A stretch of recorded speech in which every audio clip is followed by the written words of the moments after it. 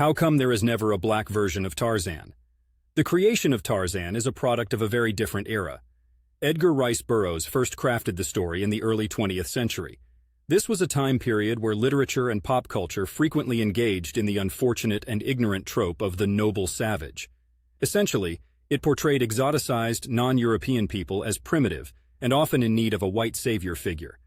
In the Tarzan narrative, this white savior role was Tarzan himself, a European child lost in the jungle and raised by apes, who grows up to be the king of the jungle.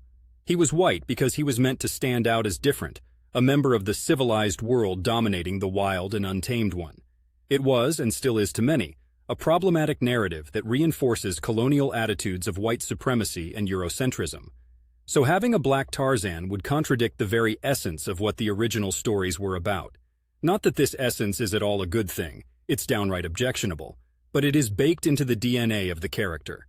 But let's also consider possibility and progress. Imagine if there was a black version of Tarzan. It could be a powerful reconstruct of the narrative and an opportunity for reflection on the cringe-worthy motifs of its past. We could see a story where Tarzan is truly of the continent he's grown up in, rewriting a story that aligns more authentically with the place it is set without the colonial undertones. However, doing this would entail a careful and thoughtful handling of the story to ensure that it did not play into other stereotypes or perpetuate negative tropes about African characters. It would be a fine line to walk, one that reimagines Tarzan's character without discrediting or belittling the people who truly belong to the African jungles.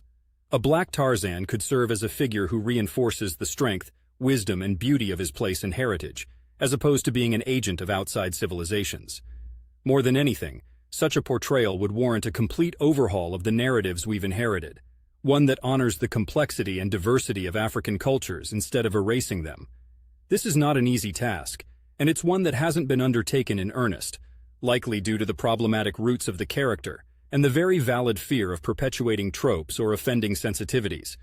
It's a tangled vine to swing on, so to speak. But who knows, Scott?